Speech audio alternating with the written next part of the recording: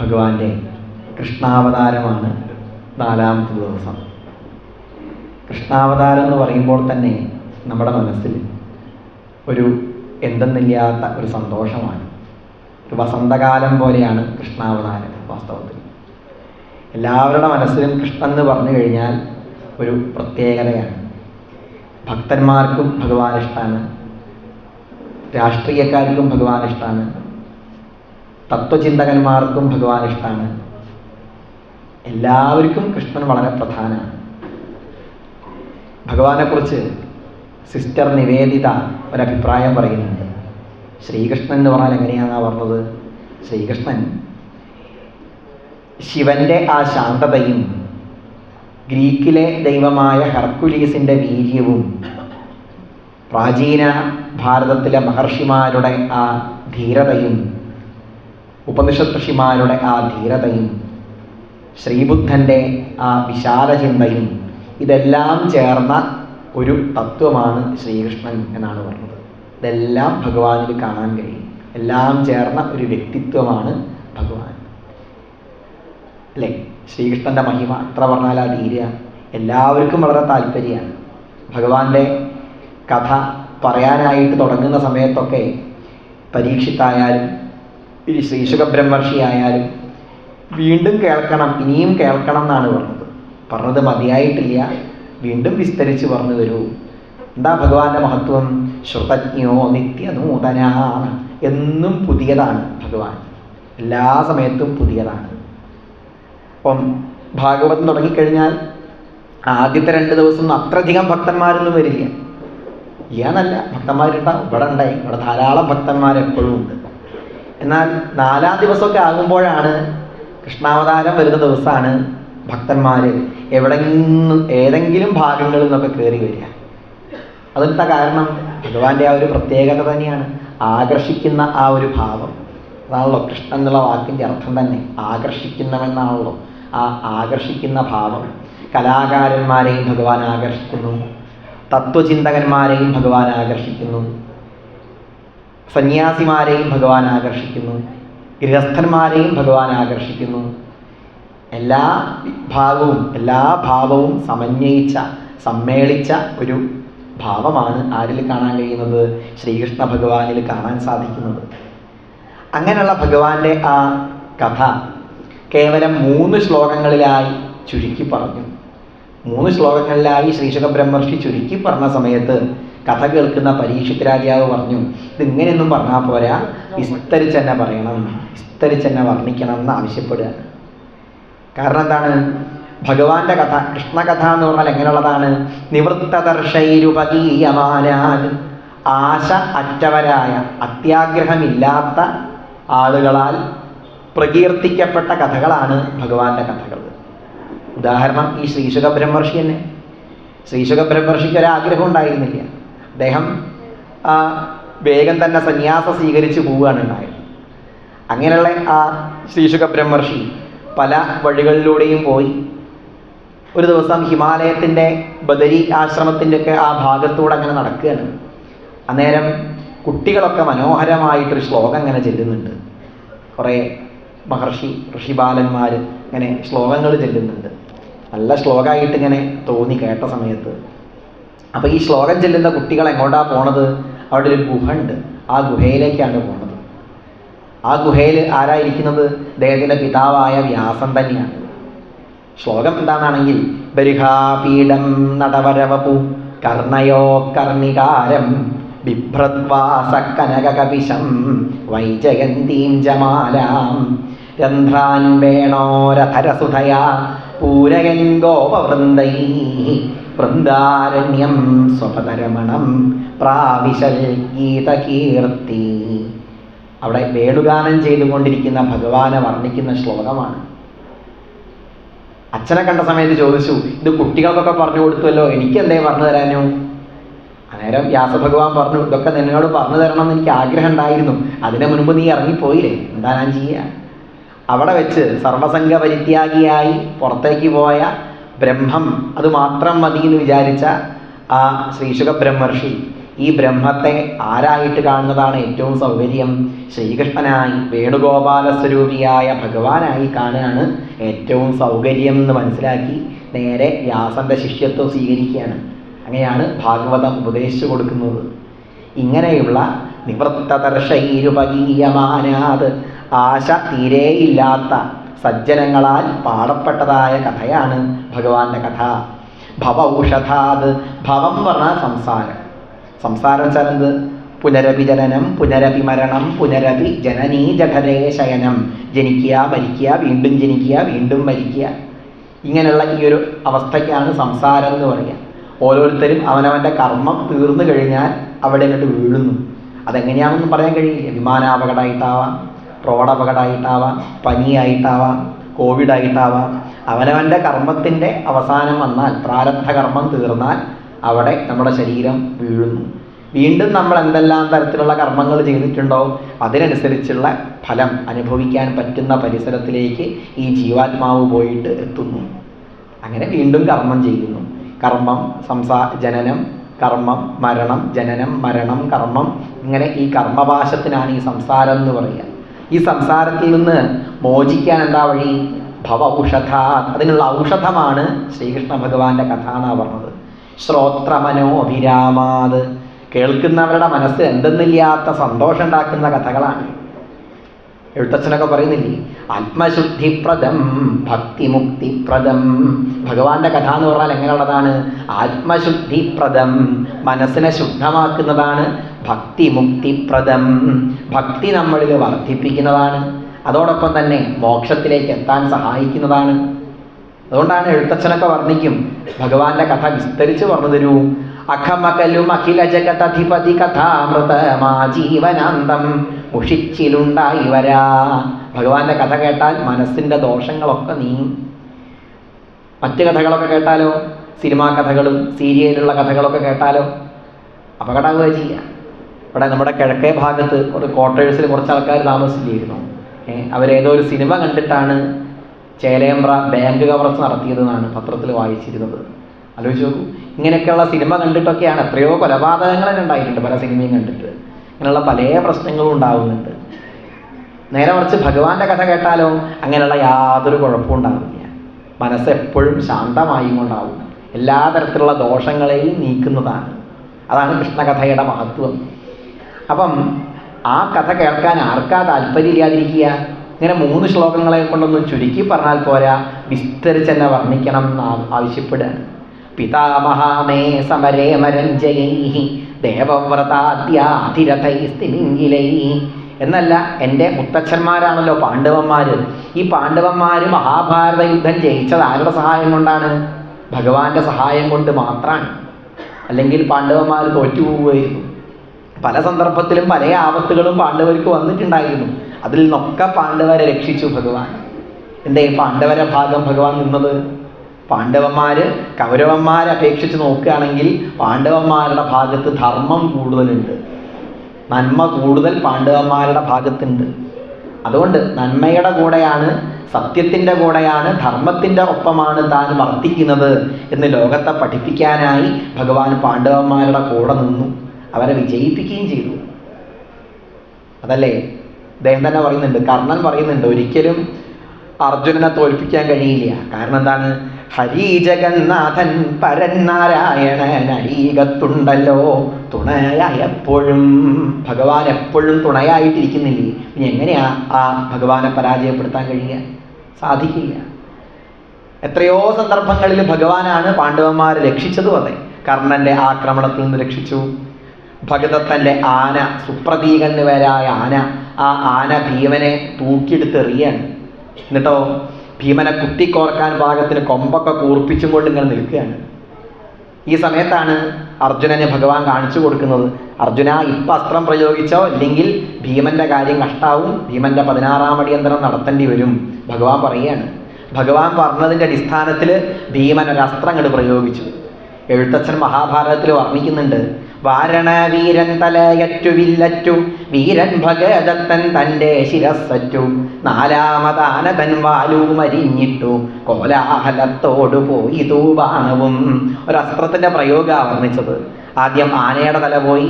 വീരൻ ഭഗദത്തൻ തൻ്റെ ശിരസ്സറ്റു. ഭഗദത്തൻ്റെ ശിരസ് മുറിഞ്ഞു. ആന ഇങ്ങനെ വാല് പൊക്കി ഇങ്ങനെ നിൽക്കുക. ആനയുടെ വാലും കൂടി അരിഞ്ഞിട്ടാണ് ആ അസ്ത്രം പോയത് എന്നാണ്. അവിടെ വലിയൊരു കുഴപ്പമില്ലാതെ ഭീമൻ ആനയുടെ മുകളിൽ പോയി വീണു.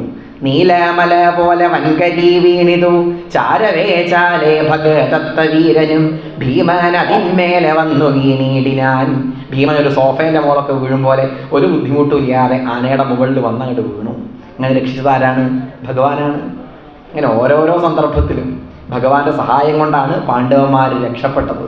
അതുകൊണ്ടാണല്ലോ പറയുന്നില്ലേ, ഭഗവത്ഗീതയുടെ ധ്യാനത്തിൽ കാണാം, ഭീഷ്മദ്രോണതടാഹ ജയദ്രഥജലാഹ ഗാന്ധാര നീലോപലാഹ ശല്യഗ്രാഹവതീ കൃപേണ വഹനീ കർണേന വേലാകുല അശ്വത്ഥാമ വികർണഘോരമകര ദുര്യോധനാവർത്തിനി സോത്തീർണ ഖലു പാണ്ഡവൈ രണനദീ കൈവർത്തക കേശവ.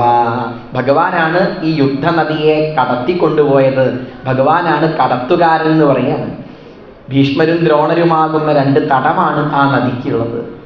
ജയദ്രഥനുണ്ട്, അതുപോലെ ഗാന്ധാരൻ ചലാര ശകുനിയാകുന്ന കരിമ്പാറുണ്ട്, ശല്യഗ്രാഹവതി ശല്യരാകുന്ന മുതലുണ്ട്, കൃപേണ വഹനി കൃപാചാര്യരാകുന്ന ഒഴുക്കുണ്ട്, കർണേന വേലാകുല കർണനാകുന്ന വേലിയേറ്റുണ്ട്.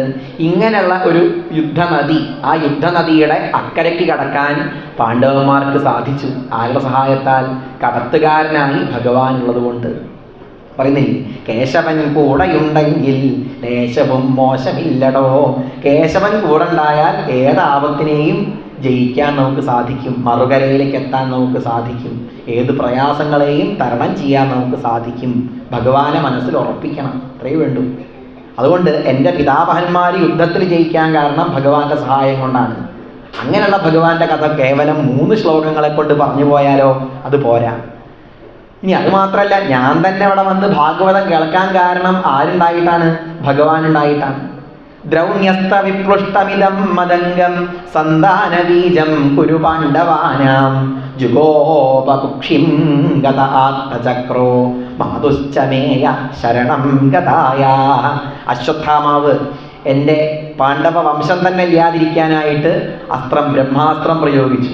ആ ബ്രഹ്മാസ്ത്രത്താൽ താൻ മരിക്കേണ്ടതായിരുന്നു. പരീക്ഷിത്ത് പറയാണ്, ഞാൻ മരിക്കേണ്ടതായിരുന്നു. എന്നെ ആ അസ്ത്രത്തിൻ്റെ ചൂടിൽ നിന്ന് രക്ഷിച്ചതാരാണ്? അതും ഈ ഭഗവാനാണ്. അങ്ങനെയുള്ള ഭഗവാന്റെ കഥ ഇങ്ങനെ ചുരുക്കി പറഞ്ഞാൽ പോരാ, വിസ്തരിച്ച് തന്നെ പറയണം. ഞാനത് കേൾക്കാൻ താല്പര്യത്തോടു കൂടിയിട്ടിരിക്കുകയാണ്. തൻ്റെ ആ താല്പര്യം അവിടെ അറിയിച്ചു. അപ്പം കേൾക്കാൻ താല്പര്യം ഉണ്ടെങ്കിലാണല്ലോ പറയാൻ താല്പര്യം ഉണ്ടാവുക. കേൾവിക്കാർക്ക് താല്പര്യം ഉണ്ടാകുമ്പോഴാണ് അർത്ഥം പറയാനും താല്പര്യം ഉണ്ടാവുക. അങ്ങനെയാണ് പൊതുവെ സമ്പ്രദായം. ഒരു ശ്ലോകത്തിൽ പറയും, സരസ്വത്യാസ്തത്വം കവിസഹൃദയാഖ്യം വിജയതേനാണ്. സരസ്വതിയുടെ തത്വം എങ്ങനെയാണ് വിജയിക്കുന്നത്? കവിസഹൃദയാഖ്യം വിജയതേ. കവിയും സഹൃദയനും തമ്മിലുള്ള ബന്ധം കൊണ്ടാണ് വിജയിക്കുന്നത് എന്നാണ്. നല്ല സഹൃദയന്മാരായ ശ്രോതാക്കൾ ഉണ്ടായാൽ നന്നായി പറയാൻ ആർക്ക് കഴിയും? വക്താക്കൾക്ക് സാധിക്കും. അപ്പോൾ താല്പര്യത്തോടു കൂടി ചോദിച്ച സമയത്ത് നാം വിസ്തരിച്ച് തന്നെ പറയാമെന്ന് തീരുമാനിച്ചു ശ്രീ ശുകബ്രഹ്മർഷി. ഈ 90 അധ്യായത്തിലായി ഭാഗവതത്തിൽ ശ്രീകൃഷ്ണ ചരിത്രം വിസ്തരിച്ച് വർണ്ണിക്കുകയാണ്. ശ്രീകൃഷ്ണ ചരിത്രം പല ഗ്രന്ഥങ്ങളിലും പറയുന്നുണ്ട്. ഭാഗവതത്തിൽ പറയുന്നുണ്ട്, മഹാഭാരതത്തിൽ ആദ്യം പറഞ്ഞു. മഹാഭാരതത്തിൻ്റെ ഭാഗമായ ഹരിവംശത്തിലും ശ്രീകൃഷ്ണ ചരിത്രം വർണ്ണിച്ചു. വിഷ്ണു പുരാണത്തിൽ ശ്രീകൃഷ്ണ ഭഗവാന്റെ ചരിത്രം വർണ്ണിക്കുന്നുണ്ട്, ഭാഗവതത്തിൽ വർണ്ണിക്കുന്നുണ്ട്, ബ്രഹ്മവൈവർത്ത പുരാണത്തിൽ വളരെ വിസ്തരിച്ച് ശ്രീകൃഷ്ണ ചരിത്രം വർണ്ണിക്കുന്നുണ്ട്, ഗർഗഭാഗവതത്തിൽ ഭഗവാന്റെ ചരിത്രം വർണ്ണിക്കുന്നുണ്ട്. അങ്ങനെ അനവധി കൃതികളിൽ ഭഗവാന്റെ ആ മഹിമയെ, ചരിത്രത്തെ, എല്ലാ ഭാഗത്തെയും സ്പർശിച്ചും കൊണ്ട് സംസ്കൃതത്തിൽ തന്നെ ധാരാളം കൃതികൾ പുരാണങ്ങളായിട്ടും ഇതിഹാസങ്ങളായിട്ടും ഉപപുരാണങ്ങളിലായിട്ടും ഒക്കെ കാണാൻ കഴിയും. അപ്പോൾ അവിടെ അതിൽ ഏറ്റവും നന്നായിട്ട് ശ്രീകൃഷ്ണ ചരിത്രം വർണ്ണിച്ചത് എവിടെയാ ചോദിച്ചാൽ സംശയമൊന്നുമില്ല, ഭാഗവതത്തിൽ തന്നെയാണ്. ഏറ്റവും ഭംഗിയായി എല്ലാ ഭാവവും ഉൾക്കൊണ്ടും കൊണ്ട് നമുക്ക് കാണാൻ സാധിക്കുക ഭാഗവതത്തിലെ ശ്രീകൃഷ്ണ ചരിത്രത്തിൽ തന്നെയാണ്. 90 അധ്യായത്തിലായിട്ടാണ് ഭാഗവതത്തിൽ കൃഷ്ണചരിത്രം വർണ്ണിക്കുന്നത്. പിന്നെ ഏകാദശ സ്കന്ധത്തിലോ അവിടെ അതെ ഭഗവാന്റെ ഉപദേശങ്ങളും കാണാൻ കഴിയും. ചുരുക്കത്തിൽ 131 അധ്യായങ്ങളിലും ശ്രീകൃഷ്ണനുമായി ബന്ധപ്പെട്ട ഭാഗങ്ങളാണ് ഈ വർണ്ണിക്കുന്നത്. ചുരുക്കി പറഞ്ഞാൽ പോലെ ആ വിസ്തരിച്ച് കേൾക്കണം എന്ന് ആഗ്രഹമുണ്ട് എന്ന് പറഞ്ഞ സമയത്ത് വിസ്തരിച്ച് പറഞ്ഞു കൊടുത്തു. ശ്രീശുഖം പറഞ്ഞു, സമ്യക് വ്യവസിതാ ബുദ്ധി സ്തവ രാജർഷി സത്തമ വാസുദേവ കഥായാം തേ യജ്ജാതാ നൈഷ്ഠികീരതി. ഇതുവരെ രാജർഷേ എന്നൊക്കെയാണ് ശ്രീശുഖ ബ്രഹ്മർഷി വിളിച്ചത് പരീക്ഷത്തിനായി. ശ്രീകൃഷ്ണ ചരിത്രം കേൾക്കണമെന്ന് ആഗ്രഹം പ്രകടിപ്പിച്ച സമയത്തോ രാജർഷി സത്തമ, രാജർഷിമാരിൽ വെച്ച് ഏറ്റവും ശ്രേഷ്ഠനായവനെ അങ്ങനെയാണ് വിളിച്ചത്. വാസുദേവ കഥായാം തേ, ഭഗവാന്റെ കഥയിൽ ഇത്ര ഒരു താല്പര്യം ഉണ്ടായല്ലോ, ഭഗവാന്റെ കഥ കേൾക്കണം എന്ന് ആവശ്യപ്പെട്ടുവല്ലോ. അങ്ങനെ ആവശ്യപ്പെടാൻ തോന്നണമെങ്കിൽ തന്നെ ഒരു പുണ്യം വേണം. ഭഗവാന്റെ കഥ കേൾക്കണം എന്ന് പറയുന്നവർക്കും ഭഗവാന്റെ കഥ പറയുന്നവർക്കും ഭഗവാന്റെ കഥ കേൾക്കുന്നവർക്കും എല്ലാവർക്കും അതെ, ഗംഗാജലം എങ്ങനെയാണോ ലോകത്തെ ശുദ്ധമാക്കുന്നത് അതുപോലെ ഇവരൊക്കെ എന്ത് ചെയ്യുന്നു, ഭഗവാന്റെ കഥകൾ ശുദ്ധീകരിക്കുന്നു. എന്നിട്ട് എന്തുകൊണ്ടാണ് കൃഷ്ണാവതാരം ഉണ്ടാവാൻ കാരണം എന്ന് ആദ്യം തന്നെ പറയുകയാണ്. ഭൂമിയിൽ ദുഷ്ടബുദ്ധികളായ ആളുകൾ വല്ലാതെ വർദ്ധിച്ചു, രാജാക്കന്മാർ വല്ലാതെ കൂടുതലായി. അവരുടെ ആ ആക്രമണഭാവം വർദ്ധിച്ചു വന്ന സമയത്ത്, അധർമ്മം വർദ്ധിച്ചു വന്ന സമയത്ത് ഭൂമിദേവിക്ക് അത് വലിയൊരു ഭാരമായി തോന്നി. ഭൂമിദേവി പശുവിൻ്റെ രൂപം സ്വീകരിച്ച് ബ്രഹ്മദേവൻ്റെ അടുത്ത് പോയിട്ട് കാര്യം പറഞ്ഞു, അങ്ങനൊരു വിഷമുണ്ട്, ദുഷ്ടബുദ്ധികൾ വല്ലാതെ കൂടുതലായിട്ടുണ്ട്, എന്തെങ്കിലും ഒരു വഴി ഉണ്ടാക്കി തരണം എന്ന് പറഞ്ഞു. അപ്പം ഭൂമിദേവി പറഞ്ഞു, ഇത് എന്നോട് പറയണ്ട, നമുക്ക് മഹാവിഷ്ണുവിൻ്റെ അടുത്തേക്ക് പോവാമെന്ന് പറഞ്ഞു. ഭൂമിദേവി, ബ്രഹ്മാവ്, പരമശിവൻ, ഇന്ദ്രാദി ദേവന്മാർ, നാരദാദി മഹർഷിമാർ എല്ലാവരും വൈകുണ്ഠത്തിലേക്ക് ആയിപ്പോയി. വൈകുണ്ഠത്തിൽ ചെന്നിട്ടോ ഭഗവാനെ പുരുഷസൂക്ത മന്ത്രം കൊണ്ട് വളരെ ഗംഭീരമായിട്ട് സ്തുതിച്ചു. വേദത്തിലെ ഏറ്റവും പ്രധാനപ്പെട്ട ഒരു മന്ത്രമാണ് പുരുഷസൂക്തം. വളരെ പ്രധാനപ്പെട്ട മന്ത്രമാണ്. ഈ പ്രപഞ്ചം മുഴുവൻ ഭഗവാൻ വ്യാപിച്ചിരിക്കുന്നു എന്നല്ല, അത്യതിഷ്ഠൽ ദശാങ്കുലം, 10 അങ്കുലം പുറമേക്കും കൂടി വ്യാപിച്ചിരിക്കുന്നു എന്ന് പറയുന്ന ആ അദ്വൈത ദർശനത്തെ സ്പഷ്ടമാക്കുന്ന ഒരു മന്ത്രമാണ് ഈ പുരുഷസൂക്തം. വിഷ്ണു ഭഗവാൻ ഏറ്റവും ഇഷ്ടപ്പെട്ട മന്ത്രമായിട്ടാണ് പറയുക. ആ പുരുഷസൂക്ത മന്ത്രം കൊണ്ട് ഭഗവാനെ സ്തുതിച്ചു. അപ്പം ഭഗവാൻ പറഞ്ഞു, ഭൂമിയുടെ വിഷമങ്ങളൊക്കെ ഞാൻ തീർത്തു തരാം, ഞാനിതാ ദേവകീ വസുദേവന്മാരുടെ 8ാമത്തെ മകനായി ജനിച്ച് ഭൂമിയുടെ ഭാരമൊക്കെ തീർത്തു തരാമെന്ന് പറഞ്ഞു. ഇതാണ് ഒരു ഭാഗത്ത്. ഇനി നമുക്ക് ഉത്തര മധുരയിലേക്കൊന്ന് മാറ്റി ഒന്ന് കണ്ണോടിക്കാം. ആ ഭാഗത്തേക്ക് ഒന്ന് പോയി നോക്കാം. ഉത്തര മധുര അതെവിടെയാണ്? ഇന്നത്തെ കണക്കിന് പറയുകയാണെങ്കിൽ ഉത്തർപ്രദേശിലാണ് വരുന്നത്. അവിടെ അതിഗംഭീരമായൊരു വിവാഹമാണ്. ആരുടെ വിവാഹമാണ്? വസുദേവരുടെയും ദേവകിയുടെയും വിവാഹമാണ്. വിവാഹം കഴിഞ്ഞു. വസുദേവരുടെ ഗൃഹത്തിലേക്ക് ഘോഷയാത്രയായിട്ട് വധൂവരന്മാരെങ്ങനെ പോവുകയാണ്. വധൂവരന്മാരെ തേരിലങ്ങനെ അണിയിച്ചിരുത്തിയിട്ടുണ്ട്, ഒരുക്കിയിരുത്തിയിട്ടുണ്ട്. ഇവിടെ പറയുന്നുണ്ട്, ദേവകിയുടെ മാല പോലും എന്തായിരുന്നു? ഹേമമാലിനാം, ഗജാനാം ഹേമമാലിനാം. അവിടെ ആ യാത്രയിൽ പങ്കെടുത്ത ആനയ്ക്ക് പോലും സ്വർണത്തിൻ്റെ മാലയായിരുന്നു എന്നാണ് പറഞ്ഞത്. അങ്ങനെയാണെങ്കിൽ ദേവകിയുടെ കഴുത്തിൽ എത്ര പണ്ടുണ്ടാവും ആലോചിച്ച് നോക്കൂ. അങ്ങനെ ഗംഭീരമായ ഘോഷയാത്രയാണ്. ആ ഘോഷയാത്രയിൽ അവിടെ തേര് തെളിച്ചു കൊടുക്കാൻ ആരാണ്? കംസൻ തന്നെ. സ്വന്തം സഹോദരിയോടുള്ള ആ ഇഷ്ടം കാരണം, സ്വസുപ്രിയചികീർഷയ, സ്വന്തം പെങ്ങളോടുള്ള ഇഷ്ടം കാരണം കംസൻ തന്നെ തേര് തെളിക്കുകയാണ്. അങ്ങനെ തേരൊക്കെ തെളിച്ചും കൊണ്ട് അങ്ങനെ മുന്നോട്ട് പോവുകയാണ് ആ യാത്ര. അങ്ങനെ പോകുമ്പോഴാണ് പെട്ടെന്നൊരു അശരീരി ഉണ്ടായത്. എന്താ അശരീരിയായിട്ട് വന്നത്? ഇവളുടെ സുതനഷ്ടമൻ ഭവാനെ ചട്ടിതി വധിക്കും അറിഞ്ഞുകൊള്ളുക കംസ. ഇവൾക്കുണ്ടാവുന്ന 8ാമത്തെ കുട്ടി നിന്റെ അന്തകനായി മാറും, നിന്നെ വധിക്കും. ഇതാണ് അശരീരി. ഈ അശരീരിയാണ് കേട്ടതോടുകൂടി കംസൻ തേര് തെളിക്കേണ്ട കാര്യമൊക്കെ വിട്ടു. ദേവകിയുടെ 8ാമത്തെ കുട്ടി എന്നെ കൊല്ലുന്നല്ലേ പറഞ്ഞത്. 8 കുട്ടി പോയിട്ട് ഒരു കുട്ടി ഇവൾക്ക് ഉണ്ടാവില്ല, ഞാൻ അപ്പം തന്നെ കൊല്ലുകയാണ് എന്ന് പറഞ്ഞിട്ട് ചെയ്തു. ദേവകിയുടെ ആ തലമുടി പുറത്തേക്ക് വലിച്ചും കൊണ്ടിട്ടു. ദേവകിയെ തന്നെ പുറത്തേക്കും കൊണ്ടിട്ടു. എന്നിട്ട് എന്ത് ചെയ്തു? അവിടെ വെച്ചങ്ങോട്ട് വെട്ടിക്കൊല്ലാനായിട്ട് പുറപ്പെട്ടു. അങ്ങോട്ട് കണ്ടതോടുകൂടി പലർക്കും വലിയ പ്രശ്നമായി. കാരണം സ്വന്തം തൊട്ട മുമ്പിൽ വെച്ചിട്ടൊരു കൊലപാതകം നടക്കല്ലേ. അങ്ങോട്ട് കണ്ടതോടുകൂടി ആൾക്കാർക്ക് വലിയ പരിഭ്രമായി.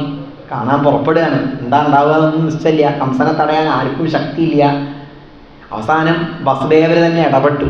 താൻ വിവാഹം കഴിച്ചുവല്ലോ, താൻ രക്ഷിക്കണമല്ലോ എന്നുള്ള ഭാവത്തിൽ വസുദേവർ ഇടപെട്ടു.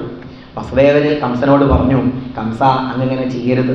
ശ്ലാഘനീയ ഗുണശൂരൈർഭവാൻ ഭോജയശസ്കര സകഥം ഭഗിനീം ഹന്യാൽ സ്ത്രീയമുദ്വാഹ പർവണി. അങ്ങ് എല്ലാ ഗുണങ്ങളുള്ളവനാണ്, യോഗ്യതകളൊക്കെ തികഞ്ഞയാളാണ്. ശ്ലാഘിക്കാൻ വേണ്ട ഗുണങ്ങളൊക്കെ അങ്ങേക്കുണ്ട്.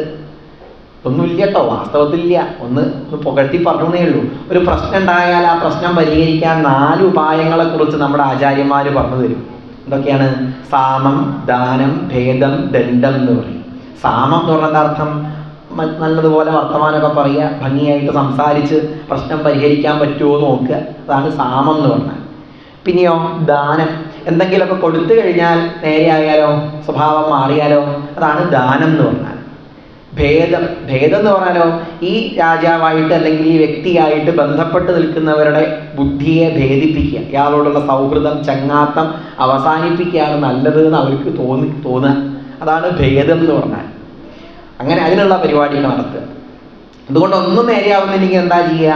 ദണ്ഡം തന്നെ. നാലാമത്തെ ഉപായമാണ് യുദ്ധം എന്ന് പറയുന്നത്. ആദ്യം തന്നെ പോയി യുദ്ധം ചെയ്യാൻ എവിടെയും പറയുന്നില്ല. സാമം, ദാനം, ഭേദം, ദണ്ഡം. ഒരു സാമമായിട്ടൊക്കെ കുറേ പറഞ്ഞു നോക്കി, ഇങ്ങനെയൊക്കെ ചെയ്യാൻ പറ്റും, ഇങ്ങനെയൊക്കെ ചെയ്യുന്നത് ശരിയല്ല, അങ്ങയുടെ സഹോദരിയല്ലേ, മാത്രമല്ല സ്ത്രീകളെ കൊല്ലാൻ പാടില്ല എന്നാ പഴയ കാലത്തുള്ള നിയമം. സ്ത്രീകളെ കൊല്ലാൻ പാടില്ല, അതങ്ങ് ലംഘിക്കാൻ പോവുകയാണ്. ഇനി ഇതാ അതും സ്വന്തം പെങ്ങളെ തന്നെ കൊല്ലുക എന്ന് പറഞ്ഞാലോ അതിലേറെ മോശം. അതും അവളുടെ വിവാഹത്തിന്റെ സമയത്ത് തന്നെ കൊല്ലുക എന്ന് പറഞ്ഞാലോ വളരെ വളരെ മോശം. എന്താ പറയാനുള്ളത്? ഇങ്ങനെയൊന്നും ചെയ്യരുത് എന്നൊക്കെ പറഞ്ഞു. പിന്നെ രണ്ടാമത്, മൃത്യു എല്ലാവർക്കും ഇല്ലേ കംസാണ്. മൃത്യുർ ജന്മപതാം വീര ദേഹേന സഹജായതേ അദ്യവ അബ്ദശതാം ദേവ. ഒന്നെങ്കിൽ ഇന്ന് മരിക്കും, അല്ലെങ്കിൽ യുഗങ്ങൾ കഴിഞ്ഞിട്ട് മരിക്കും, എന്തായാലും മരണം ഉണ്ട് എന്നത് ഉറപ്പാണ്. അപ്പൊ കംസൻ ചോദിച്ചു, വസുദേവരെ, അങ്ങനെയാണെങ്കിൽ ദേവകിയും മരിക്കില്ലേ? ഒന്നെങ്കിൽ ഇന്ന് മരിക്കും, അല്ലെങ്കിൽ ഏതെങ്കിലും കാലത്ത് മരിക്കും. ഇന്ന് കൊല്ലുകയാണെങ്കിലോ എനിക്കൊരു പ്രയോജനവും അറിയും, ഞാൻ രക്ഷപ്പെടുന്നില്ല. വസുദേവര് പറഞ്ഞ അതേ ന്യായം തന്നെ ഇങ്ങോട്ട് തിരിച്ചു പറഞ്ഞു കംസൻ. അപ്പം എന്താ ചെയ്യുക? അവസാനം കുറേ ആലോചിച്ചു വസുദേവര്, എന്നിട്ടൊരു മറുപടി കൊടുത്തു. കംസ, ദേവകില്ലല്ലോ കൊല്ലുക, ദേവകിക്ക് ഉണ്ടാവുന്ന 8ാമത്തെ കുട്ടിയല്ലേ കൊല്ലുള്ളൂ. ഞാൻ ഉണ്ടാവുന്ന കുട്ടികളൊക്കെ അങ്ങോട്ട് സമർപ്പിക്കാം, അങ്ങ് എന്താച്ചാ ചെയ്തോളൂ, വളർത്ത് കൊല്ല് എന്ത് വേണമെങ്കിലും ചെയ്തോളൂ. അത് കേട്ടു. കംസൻ ചോദിച്ചു, തരില്ലേ കുട്ടിയെ? തരും, അവൻ വിശ്വസിച്ചോളൂ എന്ന് പറഞ്ഞു. പിന്നെ കംസൻ തേര് കളിക്കാനൊന്നും പോയില്ല. കംസന്റെ വഴിക്ക് പോയി. അങ്ങനെ ദേവകി വസുദേവരും അവിടെ അവരുടെ ഗൃഹത്തിലെത്തി. കുറേ കാലങ്ങൾക്ക് ശേഷം അവർക്കൊരു കുട്ടി ജനിച്ചു. ആ കുട്ടിയെയും കൊണ്ട് വസുദേവര് കംസന്റെ അടുത്തേക്കായി വന്നു. കംസന്റെ മുമ്പിൽ വെച്ചു. കംസൻ പറഞ്ഞു, ഈ കുട്ടിയെ തിരിച്ചു കൊണ്ടുപോയിക്കോളൂ. പ്രതിയാതു കുമാരോയം നഹ്യസ്മാത് അസ്തിമേ ഭയം അഷ്ടമാതിവയോർഗർഭാൽ മൃത്യുർമേവിഹിതക്കില. 8ാമത്തെ കുട്ടി ഉണ്ടായാൽ പറഞ്ഞാൽ മതി, ഈ കുട്ടിയെ തിരിച്ചു കൊണ്ടുപോയിക്കോളൂ എന്ന് പറഞ്ഞു. അത് കേട്ടപ്പോൾ വസുദേവർക്ക് വളരെ സന്തോഷമായി. വസുദേവർ വേഗം ആ കുട്ടിയെ എടുത്തുകൊണ്ട് വന്നു, ദേവകിയുടെ മുമ്പിൽ വെച്ചു. കംസൻ കൊന്നില്ല എന്നൊക്കെ പറഞ്ഞു. ദേവകിക്ക് സംശയമുണ്ട്, വഴിയെ വരുമോ എന്ന് സംശയമുണ്ട്. ഈ സമയത്ത് നാരദൻ അങ്ങോട്ട് വന്നിട്ട് കംസനോട് പറഞ്ഞു, കംസ, ഈ 8ാമത്തെ കുട്ടി എന്ന് പറഞ്ഞാൽ ആരും ആവട്ടോ, നമ്മൾ എണ്ണുന്നതിനനുസരിച്ചാ. താഴെ നിന്ന് മുകളിലേക്ക് എണ്ണിയത് വെച്ചാലോ ആദ്യത്തെ കുട്ടിയാവും 8ാമത്തെ കുട്ടി. മുകളിൽ നിന്ന് താഴേക്ക് എണ്ണാണെങ്കിലോ അവസാനത്തെ കുട്ടി. ഒന്നും പറയാൻ പറ്റില്ല. ഞാനൊന്നും പറഞ്ഞില്ലേ രാമനാരായണ എന്ന് പറഞ്ഞിട്ട് നാരദം പോയി. പറയാനുള്ളതൊക്കെ പറഞ്ഞു കഴിഞ്ഞു. ഈ കുട്ടിയെയും കൊണ്ട് വസുദേവരും കൂടെ എത്തേണ്ട താമസം വഴി ആര് വന്നു? കംസൻ വന്നു. ആ കുട്ടിയെ അങ്ങോട്ട് കൊന്നു. 2ാമതൊരു കുട്ടി ജനിച്ചു, ആ കുട്ടിയെയും കൊന്നു. അങ്ങനെ 6 കുട്ടികളെ കംസൻ കൊല്ലുകയാണ്. വസുദേവരെയും ദേവകിയെയും ജയിലിലടച്ചു. കംസന്റെ പിതാവാണ് ഉഗ്രസേനനെ ജയിലിലടച്ചു. നല്ല യാദവന്മാരെയൊക്കെ നാട്ടിൽ നിന്ന് ഓടിച്ചു, വിദേശങ്ങളിലേക്ക് പറഞ്ഞയച്ചു. ഇങ്ങനെ പല നാട് കടത്തുക, ഇതൊക്കെ കംസൻ ചെയ്തിട്ടുണ്ട്. ഇങ്ങനെയുള്ള പല ദോഷങ്ങളും അവിടെ ചെയ്തു കംസൻ. അവസാനം ഈ സമയത്ത് ദേവകി ഗർഭവതിയായിരുന്നു. ഭഗവാൻ യോഗമായാദേവിയോട് പറഞ്ഞു, ദേവകിയിലുള്ള ആ ഗർഭസ്ഥ ശിശുവിനെ നീ അങ്ങനെ എടുത്ത് വസുദേവർക്ക് വേറൊരു ഭാര്യയുണ്ട് രോഹിണി, ആ രോഹിണിയിലേക്ക് ആക്കണം എന്ന് പറഞ്ഞു. അങ്ങനെ ചെയ്തിട്ടുണ്ടെങ്കിൽ നിനക്ക് ദുർഗ, ഭദ്രകാളി ഇങ്ങനെയുള്ള പല പേരിൽ നീ അറിയപ്പെടും ഇങ്ങനെയൊക്കെ പറഞ്ഞു ഭഗവാൻ. ദേവി അതേപോലെയൊക്കെ തന്നെ ചെയ്യുകയും ചെയ്തു. ഇവിടെ ചില പുസ്തകങ്ങളിൽ കാണാം, ഭഗവാൻ പറയുന്നുണ്ട് പോലും, നീ യശോദയുടെ മകളായിട്ട് ജനിക്കണം എന്ന് പറയുന്നുണ്ട് ദേവിയോട്. അങ്ങനെ യശോദയുടെ മകളായി ജനിച്ചതും ഈ യോഗമായാദേവിയാണ് എന്ന് പറയുന്നുണ്ട്. വേറൊരു പുസ്തകത്തിൽ പറയുന്നത് സുഭദ്രയായിട്ട് ജനിക്കണം എന്ന് ഭഗവാൻ പറയുന്നുണ്ട്. അങ്ങനെ ഭഗവാന്റെ സഹോദരിയായി സുഭദ്രയായി ജനിച്ചതും ആരാണ്? ഈ യോഗമായാദേവിയാണ് എന്നൊരു സങ്കല്പം ചില പുരാണങ്ങളിലുണ്ട്. അതുകൊണ്ടാണ് ബലരാമനെയും ശ്രീകൃഷ്ണനെയും സുഭദ്രയെയും ആരാധിക്കുന്ന ഒരു സമ്പ്രദായം അനവധി കാലം മുൻപ് തന്നെ പ്രാചീന ഭാരതത്തിൽ തന്നെ ഉണ്ട്. ശ്രീകൃഷ്ണനെയും സുഭദ്രയെയും ബലരാമനെയും കൂടി ആരാധിക്കുന്ന സമ്പ്രദായം പഴയ കാലത്തുള്ള നാണയങ്ങളിൽ പോലും, അതും ഏത് കാലത്തുള്ള ക്രിസ്തുവിനും മുമ്പ് 500 കൊല്ലം മുമ്പ്, അതായത് 2500 കൊല്ലം മുമ്പുള്ള നാണയങ്ങളിൽ പോലും ഇവരുടെ 3 പേരുടെയും ചിത്രങ്ങൾ ആലേഖനം ചെയ്തിട്ടുണ്ട്. അപ്പം അങ്ങനെയുള്ള പറയാൻ കാരണം എന്താ വെച്ചാൽ ശ്രീകൃഷ്ണൻ്റെ ഈ ചരിത്രവും ഈ സമ്പ്രദായങ്ങളും ഒക്കെ വളരെയധികം ആഴത്തിലേക്ക് എത്തിയ കാര്യങ്ങളാണ്. നമ്മുടെ സമൂഹത്തിൽ ഏറ്റവും അടിസ്ഥാന ജനങ്ങളിലേക്ക് പോലും കൃഷ്ണന്റെ ഈ സന്ദേശങ്ങളും ഈ സങ്കല്പങ്ങളും ആരാധനാ സമ്പ്രദായങ്ങളും ഒക്കെ എത്തിച്ചേർന്നിട്ടുണ്ട്. അതൊന്ന് സൂചിപ്പിക്കാൻ വേണ്ടി പറഞ്ഞു എന്ന് മാത്രം. അപ്പം ഇന്നും അതെ, ഇപ്പം പുരിയിലൊക്കെ കൃഷ്ണന്റെ ആ സമ്പ്രദായം കാണാം. അവിടെ കൃഷ്ണനും ബലരാമനും സുഭദ്രയുമായും കൊണ്ടുള്ള ആരാധനാ സമ്പ്രദായമാണ് പുരി ജഗന്നാഥ ക്ഷേത്രത്തിലൊക്കെ ഉള്ളത്. ഇതൊക്കെ വളരെയധികം അടിസ്ഥാനമുണ്ട് എന്നർത്ഥം. വലിയൊരു പ്രാചീനമായ സങ്കല്പങ്ങളുണ്ട് ഇതിനൊക്കെ പിന്നിൽ. അപ്പം ഏതായാലും ദേവി അതുപോലെയൊക്കെ തന്നെ ചെയ്തു. അതോടുകൂടി ഇപ്പം എന്താ ഉണ്ടായത്? ദേവകിക്കൊരു ഗർഭം അലസിപ്പോയി എന്നൊരു പ്രസ്താവന ഉണ്ടായി. ദേവകിക്കലസി ഗർഭം എന്നൊരു വിശേഷമൻപൊടു മഹീതലേ ആ നാട്ടിലുള്ളവരൊക്കെ പറഞ്ഞു നടന്നു. അപ്പൊ കംസനാണ് ആകെ സംശയമായത്. 8ാമത്തെ ഗർഭം നിന്നെ വധിക്കുന്ന പറഞ്ഞതേ അശരീരിയിൽ. കുട്ടി എന്ന് മാത്രമല്ല പറഞ്ഞത്, 8ാമത്തെ ഗർഭം എന്നാണ് പറഞ്ഞത്. അതപ്പോൾ ഇനിയിപ്പം ജനിക്കാൻ പോകുന്ന കുട്ടിയെ, ഒരു കുട്ടി ജനിക്കുകയാണെങ്കിൽ അതിന് 8ാമത്തെ കുട്ടിയായിട്ടോ കാണേണ്ടത് 7ാമത്തെ കുട്ടിയായിട്ടോ കാണേണ്ടത്? കംസനെ ആകെ സംശയമായി. ഭഗവാനോ ഈ സമയത്ത് ദേവദേവനഖിലേശനവ്യയൻ അമേയനച്യുതൻ പരാൽപരൻ ദേവകിം പുരുഷസേവിതൻ സപതി ദേവകീ ജഠരമാവിശൽ. എല്ലാവരുടെ ഉള്ളിലുള്ള ഭഗവാൻ ദേവകീൻ്റെ ഉള്ളിലുണ്ട്. ദേവകിയിലേക്ക് പ്രവേശിച്ചു എന്നൊന്നും പറയേണ്ട കാര്യമില്ല. ദേവകിയിലേക്ക് ഭഗവാൻ അങ്ങോട്ട് പ്രവേശിച്ചു. കംസനോട് നാട്ടുകാരൊക്കെ പറഞ്ഞു, ഇപ്പൊ ദേവകിയെ കാണാനൊന്നും വയ്യ, എന്തൊരു തേജസ്സാണ്, സൂര്യൻ ഉദിച്ച പോലെ ഉണ്ട് എന്നൊക്കെ പറഞ്ഞു. അത് കേട്ടപ്പം ദേവകിയെ ഒന്ന് കാണാനായിട്ട് കംസൻ ജയിലിലെ വാതിലങ്ങോട്ട് തുറന്നു. എന്താണെന്നറിയുന്നില്ല, പെട്ടെന്നൊരു മിന്നലൊക്കെ പോയാൽ അതുപോലെ കംസന്റെ മുകളിലൂടെ ഒരു മിന്നൽ അങ്ങോട്ട് പോയി. 2 മണിക്കൂർ കഴിഞ്ഞിട്ടാണ് കംസൻ അവിടെ നിന്ന് എണീറ്റ് പോയത്. കംസൻ തൻ്റെ ഭൃത്യന്മാരോടൊക്കെ പറഞ്ഞു, അവിടെ കുറേ ഭടന്മാരൊക്കെ ഉണ്ട്, അവരോടൊക്കെ പറഞ്ഞു, ദേവകീൻ്റെ ഉള്ളിൽ എന്തോ ഒരു ചെകുത്താൻ കടന്നുകൂടിയിട്ടുണ്ട്, എന്താണെന്നൊന്നും അറിയില്ല, ജനിച്ചിട്ടുണ്ടെങ്കിൽ വിവരം അറിയിക്കണം കേട്ടോ എന്ന് പറഞ്ഞു. അന്ന് മുതൽ കംസൻ പേടിക്കാൻ തുടങ്ങിയിട്ടുണ്ട്. ആസീന സംവിശംസ്തിഷ്ഠൻ ഭുഞ്ജാനപര്യടന്മഹീം ചിന്തയാനോ ഋഷികേശം അപശ്യൽ തന്മയം ജഗത്. ഇരിക്കുന്ന സമയത്തും നടക്കുന്ന സമയത്തും ഒക്കെ കൃഷ്ണൻ തൻ്റെ അന്തകൻ തന്നെ കൊല്ലുവോ എന്നുള്ള പേടിയായിട്ടാണ് ഭഗവാനെ വിചാരിച്ചത്. ഭയത്തോടു കൂടിയിട്ടാണ് വിചാരിച്ചത്. എന്തായാലും ഭഗവാനെ വിചാരിച്ചുവല്ലോ. തന്മയം ജഗത്, എല്ലായിടത്തും ഭഗവാനെ തന്നെ കണ്ടു. മാത്രമല്ല നാരദന് ഓരോരോ കാര്യം പറഞ്ഞു കൊടുത്തിട്ടുമുണ്ട്. ഭഗവാൻ അങ്ങനെ ജനിക്കാൻ അമ്മയും അച്ഛനൊന്നും വേണമെന്നൊന്നുമില്ല. നല്ല നരസിംഹമൂർത്തി എവിടുന്നാണ് ഉണ്ടായത്? തൂണിൻ്റെ ഉള്ളിൽ നിന്നല്ലേ ഉണ്ടായത്. തൂണിൻ്റെ ഉള്ളിൽ നിന്നാണ് നരസിംഹാവതാരം ഉണ്ടായത്. ബ്രഹ്മാവിൻ്റെ മൂക്കിൻ്റെ ഉള്ളിൽ നിന്നാണ് വരാഹാവതാരം ഉണ്ടായത്. ഇതൊക്കെ പറഞ്ഞു കൊടുത്തിട്ടുണ്ട്. കംസനാകെ ഭയം. തൂണിൻ്റെ അടുത്തൊന്നും പോയി നിൽക്കാൻ വയ്യ. തൂണിൻ്റെ ഉള്ളിൽ നിന്നെങ്ങാനും നരസിംഹമൂർത്തിയായി ഭഗവാൻ കൊണ്ട് ചാടിയാലോ ആകെ പേടി. മൂക്കിൻ്റെ ഉള്ളിൽ എന്തെങ്കിലും കുടുങ്ങിയിട്ടുണ്ടോ ആകെ ഭയം. നീ വരാഹായിട്ട് കൊണ്ട് വരുമോ ഭഗവാൻ? കട്ടിലിൻ്റെ മുകളിൽ കിടക്കാൻ വയ്യ. കാരണം കൂർമാവതാരായിട്ട് ഭഗവാൻ താഴേന്നും കൂടി വന്നുകൂടി പൊന്തിച്ചാലോ, മുകളിൽ നിന്ന് കൂടി താഴ്ത്തും കൂടി ചെയ്താലോ? ആക്രമ്യ ഹസ്തേന സഹസ്രബാഹു എന്നൊക്കെയാണ് പറഞ്ഞത്. 1000 കൈ കൊണ്ടും കൊണ്ട് താഴ്ത്തി എന്നൊക്കെയാണ് പറഞ്ഞത്. അങ്ങനെ കൊണ്ട് താഴ്ത്തിയ തൻ്റെ കാര്യം കഷ്ടമായി. അപ്പം ഇങ്ങനെ പേടിച്ചും കൊണ്ടങ്ങനെ നടന്നു കംസൻ പേടിച്ചേടത്തേക്ക് കംസന്റെ ഭൃത്യന്മാർ പോവുമോ? അവരൊരു 4 മണി വരെയൊക്കെ ആ ജയിലിനടുത്തൊക്കെ നിൽക്കും. അത് കഴിഞ്ഞാലോ അവരവരുടെ വഴിക്ക് പോവുകയും ചെയ്യും. രാത്രിയായാൽ അവിടെ ആരും ഉണ്ടാവില്ല. വിജനമാണ് ആ ജയില്.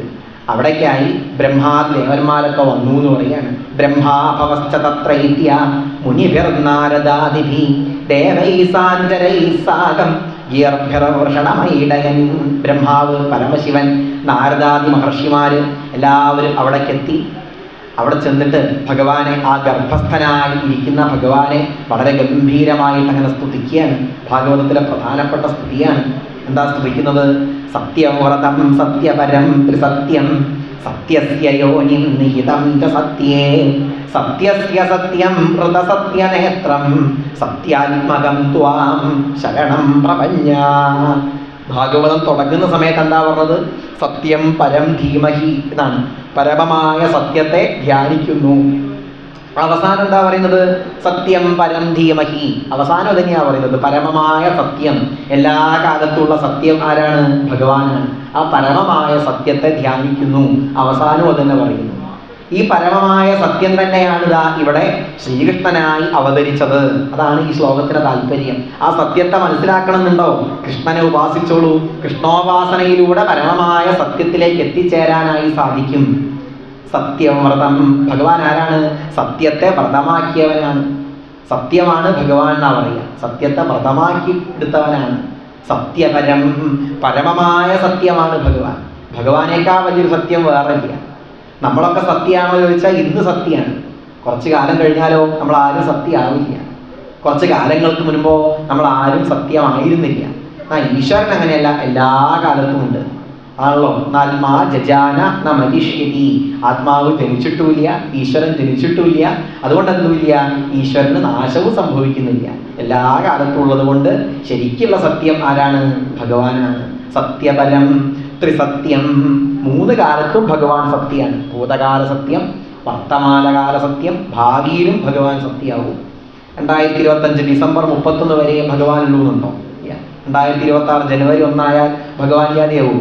അങ്ങനെയില്ല. എല്ലാ കാലത്തും ഉണ്ട് ഭഗവാൻ. ത്രിസത്യം, സത്യത്തിന്റെ ഇരിപ്പിടമാണ് ഭഗവാൻ എന്ന് പറയാണ്. സത്യം തന്നെ ആരിൽ നിന്നുണ്ടായതാണ്? ഈ കാണുന്ന ഈ പ്രപഞ്ചം ഇപ്പൊ സത്യമാണ് തോന്നാൻ കാരണം ആരുള്ളത് കൊണ്ടാണ്? ഭഗവാനുള്ളത് കൊണ്ടാണ്. ഭഗവാനാലാണ് ഈ പ്രപഞ്ചം ഉള്ളതാക്കപ്പെടുന്നത്, ഉള്ളതായിട്ട് നിൽക്കുന്നത്. ഇതുപോലെ ഇപ്പം മണ്ണുള്ളത് കൊണ്ടല്ലേ മൺപാത്രങ്ങളൊക്കെ സത്യമായി നിൽക്കുന്നത്. അതേപോലെ ഈശ്വരനായ ഭഗവാൻ ഉള്ളത് കൊണ്ടാണ് ഈ കാണുന്ന പ്രപഞ്ചം മുഴുവൻ സത്യമായിട്ടിരിക്കുന്നത്. ഇങ്ങനെ പറഞ്ഞിട്ട് ഗംഭീരമായിട്ട് അങ്ങനെ സ്തുതിച്ചു. ഭഗവാനെ അങ്ങയെ സേവിക്കാത്തവർ ഉണ്ടാവും. അവിശുദ്ധ ബുദ്ധയ, അവർക്ക് കുറേ ഉയർച്ചയൊക്കെ ഉണ്ടാവും. പക്ഷെ ഏറ്റവും മുകളിൽ എത്തിക്കഴിഞ്ഞാലോ അവർ കീഴ്പോട്ട് വീഴും. നേരെ കുറച്ച് അങ്ങയെ സേവിക്കുന്നവർക്കോ പലതരത്തിലുള്ള പ്രയാസങ്ങളുണ്ടാവും, പല ബുദ്ധിമുട്ടുകളും അവർക്കുണ്ടാവും. എന്തൊക്കെ ബുദ്ധിമുട്ടുകൾ ഉണ്ടായാലും അതൊക്കെ അവർ തരണം ചെയ്ത് ഈ ഒളിമ്പിക്സിലൊക്കെ കണ്ടില്ലേ, ഹർഡിൽസൊക്കെ ചാടിക്കടന്ന് ലക്ഷ്യത്തിലേക്ക് എത്തുന്നത്. അതുപോലെ എന്ത് പ്രയാസങ്ങളുണ്ടെങ്കിലും അതിനൊക്കെ തരണം ചെയ്ത് അവനെവിടേക്ക് എത്തുന്നു? ലക്ഷ്യത്തിലേക്ക് എത്തിച്ചേരുന്നു. ഭഗവാനെ അങ്ങ് ഇതിനു മുൻപ് പല അവതാരങ്ങളും എടുത്തു. മത്സ്യമായി അവതരിച്ചു, കൂർമ്മമായി അവതരിച്ചു, വരാഹമായി അവതരിച്ചു, നരസിംഹമായി അവതരിച്ചു. ഇപ്പതാ വീണ്ടും ശ്രീകൃഷ്ണനായി അവതരിക്കാൻ പോവുകയാണ്. അങ്ങ് വീണ്ടും മനുഷ്യനായി ജനിക്കാൻ പോവുകയാണ്. അങ്ങയുടെ ഈ അവതാര കഥകളൊക്കെ കാണാൻ ഞങ്ങളെ അനുവദിക്കണേ, നിങ്ങൾക്ക് അനുഗ്രഹം നൽകണേ എന്ന് പറഞ്ഞ് ദേവന്മാരെല്ലാവരും ഭഗവാനെ സ്തുതിച്ച് അവിടുന്ന് അങ്ങനെ പോയി. അതിനുശേഷം മനോഹരമായ ആ ശ്രാവണ മാസം അങ്ങനെ വന്നു.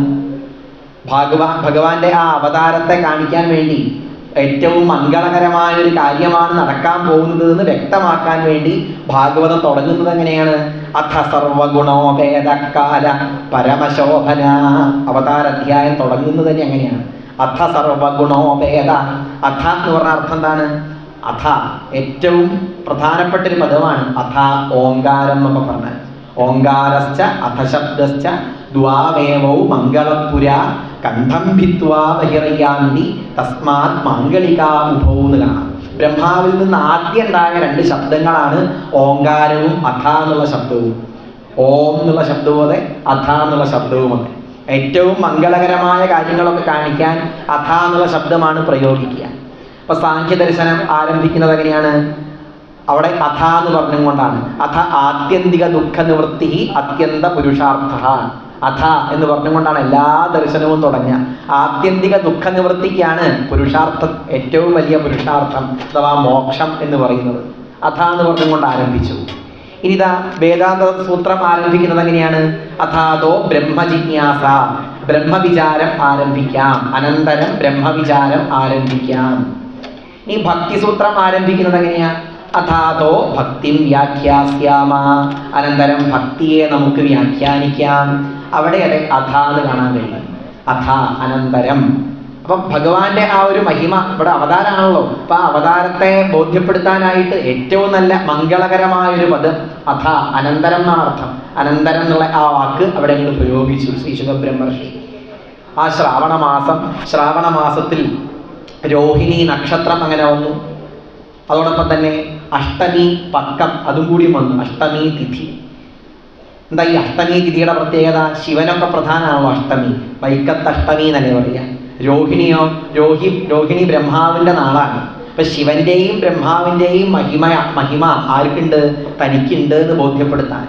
അതാണോ നിശ്ചല്യ ഈ ഒരു ദിവസം ഭഗവാൻ തെരഞ്ഞെടുത്തത്. ശാന്തർക്ഷഗ്രഹതാരകം. ആകാശത്ത് ഗ്രഹങ്ങളും നക്ഷത്രങ്ങളൊക്കെ വേണ്ടതുപോലെ ഇങ്ങനെ ശോഭിച്ചു. നല്ല ശാന്തമായിട്ട് അങ്ങനെ നിന്നു. ദിശപ്രസേതുർഗഗനം നിർമ്മലോടുഗണോദയം. ദിക്കുകളൊക്കെ വേണ്ടതുപോലെ പ്രസാദിച്ചു. നിർമ്മലോടുഗണോദയം. നക്ഷത്രങ്ങളൊക്കെ ആകാശത്തങ്ങനെ ശോഭിച്ചും കൊണ്ട് നിൽക്കുന്നു.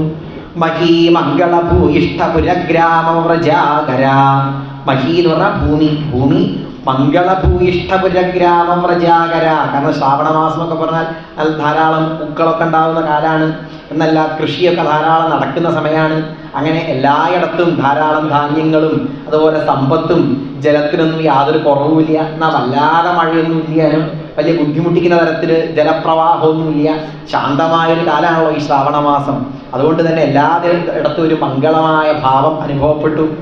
നദ്യ പ്രസന്ന സലില, നദികളിലൊക്കെ പ്രസന്ന സലില, ജലം വളരെ ഭംഗിയായിട്ട് പ്രസന്ന ശുദ്ധമായ ജലം ആണ് ഒഴുകുന്നത്.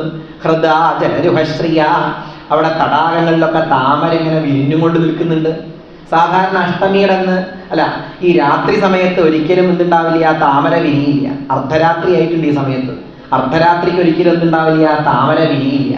പക്ഷെ ഭഗവാന്റെ അവതാരമായതുകൊണ്ട് താമര വളരെ ഭംഗിയായിട്ട് അങ്ങനെ വിരിഞ്ഞങ്ങനെ നിന്നു എന്നാണ്.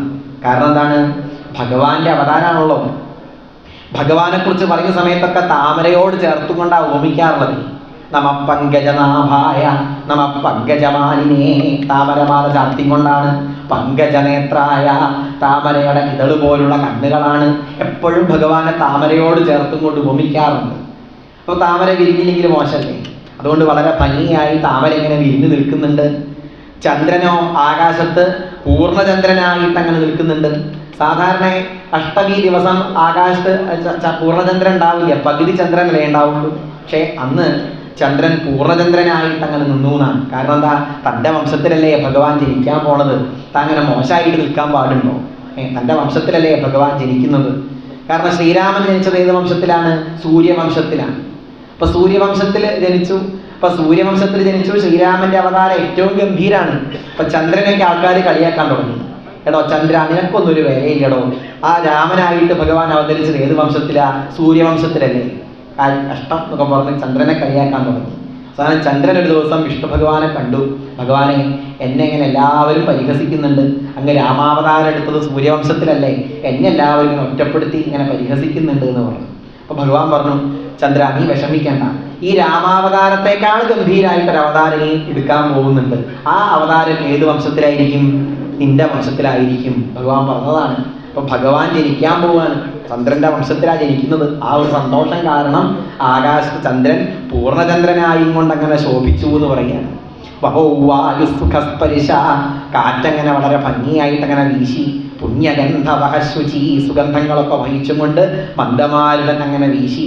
അഗ്നയശ്ചദ്വിജാതീനാം ശാന്താസ്തത്ര സമിന്ധത, ആ ബ്രാഹ്മണരിൽ ചെയ്തുകൊണ്ടിരിക്കുന്ന ഹോമങ്ങളൊക്കെ നടത്തുന്ന സമയത്ത് ആ ഹോമാഗ്നി വളരെ ഭംഗിയായിട്ട് അങ്ങനെ ജ്വലിച്ചും കൊണ്ട് നിൽക്കുന്നുണ്ട്. ഓം എന്നുള്ള ഭാവത്തിൽ ഓങ്കാരത്തെ ബോധ്യപ്പെടുത്തുന്ന തരത്തിൽ ആ അഗ്നി അങ്ങനെ ജ്വലിച്ചും കൊണ്ട് നിൽക്കുന്നുണ്ട്. സജ്ജനങ്ങളുടെ മനസ്സിൽ എന്തെന്നില്ലാത്തൊരു സന്തോഷം. ദുർജനങ്ങൾക്കോ തങ്ങൾക്ക് എന്തോ ഒരു അപകടം, ഒരു അപായം വരാൻ പോവുകയാണ് എന്നുള്ളൊരു ഭയം അവരുടെ ഉള്ളിൽ വരുന്നുണ്ട്. ആകാശത്ത് ഗന്ധർവന്മാരും ദേവന്മാരും ഒക്കെ കേമായിട്ട് പാട്ട് പാടുന്നുണ്ട്. അപ്സരസ്സുകളൊക്കെ വളരെ ഭംഗിയായിട്ട് അങ്ങനെ നൃത്തം ചെയ്യുന്നുണ്ട്. ഇങ്ങനെയുള്ള ആ ഒരു സന്ദർഭത്തിൽ പറയുന്നുണ്ടല്ലോ, ആക്കമ്പുണ്ട് അഷ്ടമി രോഹിണി ഒരു മകലർന്നൊരു നാൾ അർദ്ധരാത്രവും ചൊൽക്കൊള്ളും ചിങ്ങമാസേ മുഴുമതിയുമുദിക്കുന്ന മുഖ്യേ മുഹൂർത്തേ. ആ ചിങ്ങമാസത്തിൽ അഷ്ടമി രോഹിണി ദിവസം അർദ്ധരാത്രി സമയം സമാഗതം ഉദിച്ചു ചന്ദ്രനുമഹോ. അർദ്ധരാത്രി സമയം, ആ സമയത്ത് ഭഗവാനതാ ദേവകിയുടെ മകനായി ജനിച്ചു എന്നൊന്നും ഭാഗവതത്തിൽ പറഞ്ഞിട്ടില്ല. ദേവകിയുടെ അടുത്തായി ആരെ കണ്ടു? കൃഷ്ണചന്ദ്രനെ അങ്ങനെ കണ്ടു എന്നാണ് പറഞ്ഞത്. നിശീഥേ തമ ഉത്ഭൂതേ ജായമാനേ ജനാർദ്ദനേ ദേവക്യാം ദേവരൂപിണ്യാം വിഷ്ണു സർവഗുഹാശയാ. ആരാ ഈ അവതരിച്ച ഭഗവാൻ? വിഷ്ണുവാണ്. വിഷ്ണു ചെന്നർത്ഥം എല്ലായിടത്തും വ്യാപിച്ചിരിക്കുന്നവൻ എന്നാണ് അർത്ഥം. എല്ലാവരുടെ ഉള്ളിലും ഉണ്ട്. സർവഗുഹാശയ, ദേവകിയുടെ ഉള്ളിൽ മാത്രമൊന്നല്ല, നമ്മുടെ എല്ലാവരുടെയും ഉള്ളിലുണ്ട് ഭഗവാൻ. അതുകൊണ്ടാണല്ലോ പറഞ്ഞത്, എല്ലാവർക്കും ഉള്ളിൽ വിളങ്ങും ആത്മാവാകിയ കൃഷ്ണൻ ഉലകിൻ നന്മയ്ക്കായി ഉടൽ കൊണ്ടു കളിക്കയാം.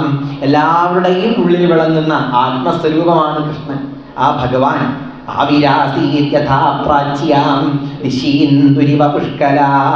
ഭഗവാനെ കിഴക്കേ ഭാഗത്ത് എങ്ങനെയാണോ ചന്ദ്രൻ ഉദിക്കുന്നത്, അതുപോലെ ആ ഭഗവാനെ ദേവകിയുടെ അരികിലായിട്ട് അങ്ങനെ കണ്ടു എന്നാണ് പറഞ്ഞത്.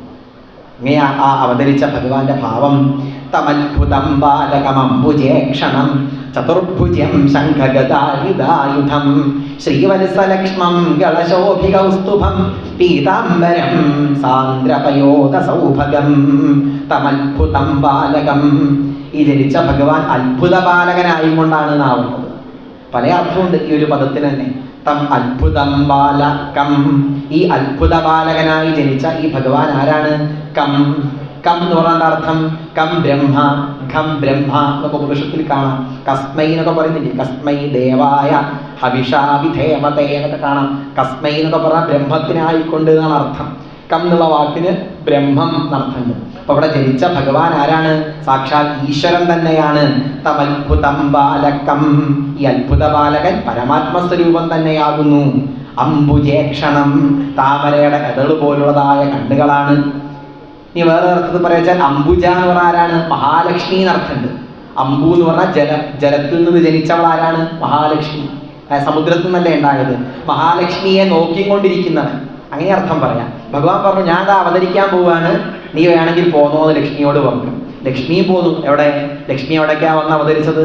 വിദർഭയുടെ രാജകുമാരിയായിട്ട്, രുക്മിണിയായിട്ട് ലക്ഷ്മി ദേവിയും കൊണ്ടുപോകുന്നു. അംബുജേക്ഷണം, ലക്ഷ്മിയെ നോക്കിക്കൊണ്ടിരിക്കുന്നവൻ, അങ്ങനെ അർത്ഥം പറയാം. ചതുർഭുജം, 4 കൈകളുണ്ട്. 4 കൈകളിലായി ശംഖചക്ര ഗദാപത്മങ്ങളാകുന്ന ആയുധങ്ങളുണ്ട്. ശംഖ് ജ്ഞാനത്തിന്റെ അർത്ഥമാണ് കാണിക്കുന്നത്. ശംഖിന്റെ താല്പര്യം ജ്ഞാനമാണ്. ചക്രമോ, ചക്രം തേജസ്സിന്റെ പ്രതീകമാണ്. ഗദയോ, ഗദ ആ ശത്രുതയെ, ബലത്തിന്റെ പ്രതീകമാണ് ഗദ എന്ന് പറഞ്ഞാൽ. ശത്രുക്കളൊക്കെ നീക്കുന്ന ശക്തിയുടെ പ്രതീകമാണ് ഗദ എന്ന് പറഞ്ഞാൽ. താമര എന്ന് പറഞ്ഞാലോ ആനന്ദത്തിന്റെ പ്രതീകമാണ്. നമുക്ക് ആനന്ദം വേണോ? ആരെ വിചാരിക്കണം? ശ്രീകൃഷ്ണ ഭഗവാനെ വിചാരിക്കണം. ആനന്ദം വേണമെങ്കിൽ. ശക്തി വേണമെങ്കിലോ ഭഗവാനെ വിചാരിച്ചോളൂ. ജ്ഞാനം വേണോ? ജ്ഞാനം വേണമെങ്കിൽ ഭഗവാനെ വിചാരിച്ചോളൂ. എല്ലാം കൊടുക്കുന്നവനാണ്. തേജസ്സും ഓജസ്സും എല്ലാം പ്രദാനം ചെയ്യുന്നവനാണ് എന്നർത്ഥം. അതാണ് 4 കൈകളിലെ 4 ആയുധങ്ങൾ വ്യക്തമാക്കുന്നത്. ശംഖഗദായുധായുധം, ശംഖ്, ചക്രം, ഗദ, പത്മം തുടങ്ങിയ ആയുധങ്ങളുണ്ട്. ശ്രീവത്സലക്ഷ്മം, ശ്രീവത്സം എന്ന പേരായ മറുകുണ്ട്. തൻ്റെ ആ കൃപാകടാക്ഷം, തൻ്റെ ആ ദയാവായ്പ് ലോകത്തിന് ബോധ്യപ്പെടുത്താനായിട്ടാണ് ഭഗവാൻ ഈ ശ്രീവത്സവും ധരിച്ചും കൊണ്ട് നടക്കുന്നത്. സാക്ഷാൽ മഹർഷി, ഭൃഗു മഹർഷി വന്ന് ചവിട്ടിയിട്ടും ഭഗവാൻ ഒരു വിഷമം ഉണ്ടായില്ല. ഭഗവാൻ മഹർഷിയുടെ കാലുഴിഞ്ഞു കൊടുത്തു എന്നാണ്. മഹർഷിയെ അങ്ങയ്ക്ക് വേദനയായോ ചോദിച്ചിട്ട് കാലുഴിഞ്ഞു കൊടുത്തു. ഭഗവാന് സത്വഗുണുണ്ടോ എന്ന് പരിശോധിക്കാൻ വേണ്ടിയിട്ടാണ് മഹർഷി വന്നതും. അതെ, ആ പരീക്ഷയിൽ ഭൃഗു മഹർഷി വിഷമായിപ്പോയി. ഭഗവാൻ പറഞ്ഞു, വിഷമിക്കുന്നു വേണ്ട, അങ്ങയുടെ ആ കാൽപാദം ഞാൻ മറുകായിട്ട് എടുക്കുക എന്നാണ് പറഞ്ഞത്. അതാണ് ശ്രീവത്സം. ശ്രീവത്സം എന്ന ആ മറുകുണ്ട്. ഗളശോഭി കൗസ്തുഭം, കഴുത്തിൽ കൗസ്തുഭരത്നം ധരിച്ചിട്ടുണ്ട്. പീതാംബരം സാന്ദ്രപയോധ സൗഭഗം, മഞ്ഞപ്പട്ട് ചാർത്തി കൊണ്ടാണ്. സാന്ദ്രപയോധ സൗഭഗം, മനോഹരമായ കാർമേഘത്തിന്റെ നിറമാണ് ഭഗവാനുള്ളത്. കാർമേഘത്തിന്റെ നിറം മാത്രമല്ല, കാർമേഘത്തിന്റെ സ്വഭാവവും കൂടിയുണ്ട്. രണ്ട് മൂന്ന് ആഴ്ച മുൻപ് എന്തൊരു ചൂടായിരുന്നു. ആ ചൂട് കാരണം ഒരു മഴ കിട്ടണേന്ന് വിചാരിച്ചിരിക്കുന്നു. 2 ആഴ്ച മുമ്പ് ഒരു മഴ അങ്ങോട്ട് പെയ്തപ്പോഴോ, കാർമേഘം അങ്ങോട്ട് വർഷിച്ചപ്പോഴോ ആ ചൂട് മുഴുവൻ അങ്ങോട്ട് പോയി. അവിടെ മുഴുവൻ അങ്ങോട്ട് തണുത്തില്ലേ. ഇതേപോലെ പല കാരണങ്ങളാലായിട്ടും നമ്മുടെ മനസ്സിങ്ങനെ ചൂട് പിടിക്കുന്നുണ്ടാവും. പല ദിക്കിലും ലോൺ അടയ്ക്കാനുണ്ടാവും. അവിടുന്ന് ലോൺ എടുത്തിട്ടുണ്ടാവും, മറ്റേ ബാങ്കിൽ നിന്ന് ലോൺ എടുത്തിട്ടുണ്ടാവും. അതിൻ്റെ ഇടയ്ക്ക് ആരും അറിയാതെ വേറെ പലിശ വാങ്ങിയിട്ടുണ്ടാവും.